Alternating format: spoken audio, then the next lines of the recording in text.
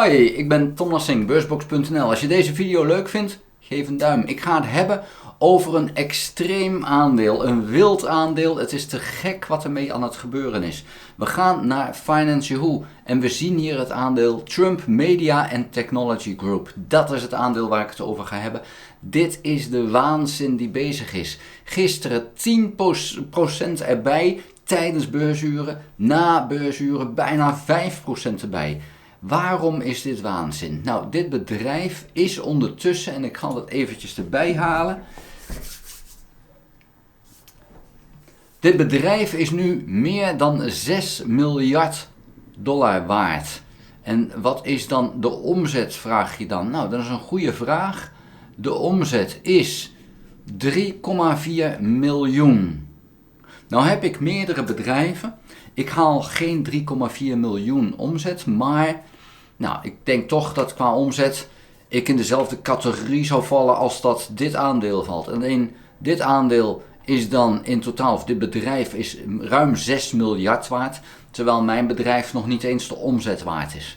Ik doe het verkeerd, ik begrijp het. Maar dit is complete waanzin. Wat is hier gaande? Nou, wat er gaande is heel simpel. Dit is pure speculatie en de speculanten hopen erop dat Trump de verkiezingen wint en dat daarom dit bedrijf meer waard gaat worden.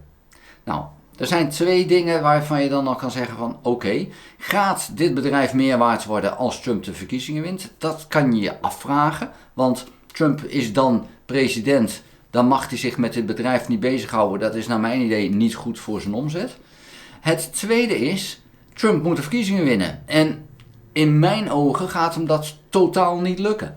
Dus ik zou hier short op willen gaan. Nou heb ik dat al een keer winstgevend gedaan. Alleen het probleem is, dit aandeel is bijna niet te shorten. Want er zijn geen aandelen beschikbaar om te lenen. Want als je wil shorten, moet je aandelen lenen. En dan moet je een huur voor betalen.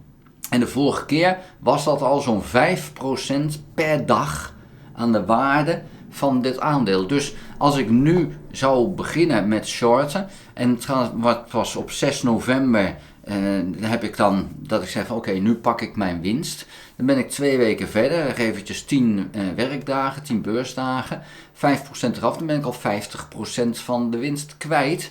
Op basis van puur even deze koers. Dus het heeft geen enkele zin om op dit moment short te gaan. Ja, wanneer zou ik dan wel short kunnen proberen te gaan? Ja, dat is natuurlijk 1 dag voor de verkiezingen. Maar als ik nu al geen aandelen zou kunnen krijgen, dan is het natuurlijk 1 dag voor de verkiezingen is helemaal bijna niks te krijgen. Vanwege het feit dat ik heus niet de enige ben die op dat idee komt. Want ja, die kans is dan zo groot dat het keldert. Deze beweging omhoog, dit is gewoon pure gekte op een bedrijf wat net meer dan 3 miljoen omzet maakt. Het is puur lucht, hete lucht in een extreme vorm. En ja, dan zie je dat de beleggen af en toe niets met de realiteit te maken heeft. Dit bedrijf is gewoon geen 6,2 miljard waard. Pertinent niet. Er is geen enkel vooruitzicht. Het is vreselijk overgewaardeerd. Dit is gewoon onzin. En ja, alleen hoe kan je daar dan voor profiteren? Ja, bijna niet. Dat is wel jammer, want ik zou hier heel graag short op willen gaan. Want dit bedrijf is naar mijn idee over 2 jaar gewoon niks meer. Ik bedoel, misschien bestaat het nog, maar dan is het niks meer waard van reële waarde. Dus hier zou je dus in wezen, als je alle aandelen shorts kunnen gaan, zou je in een jaar of 2, misschien 3, zou je gewoon 6 miljard kunnen binnenharken. Als je maar short kan gaan. Ja, alleen dat short gaan is te duur. Dat is eventjes het probleem. En zover ik weet staan er geen opties op. Dus ja, dan houdt het dus in feite op om eraan te verdienen. Dat is eventjes jammer voor degene die dat zou willen. Zou je erin kunnen speculeren? Nou, ik zou het gewoon pertinent niet doen, want je kan alleen maar omhoog speculeren op dit moment.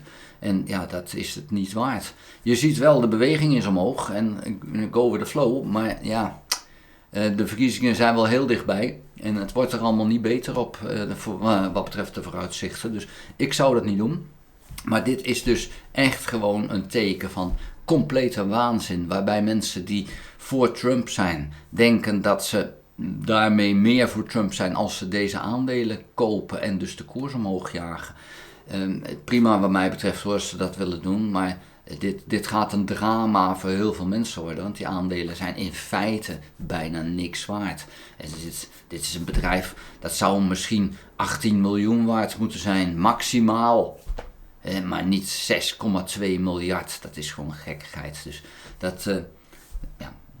daar wil ik het wat mij betreft gewoon bij laten. Want wat moet je hier nou nog meer over zeggen dan dat het waanzin is.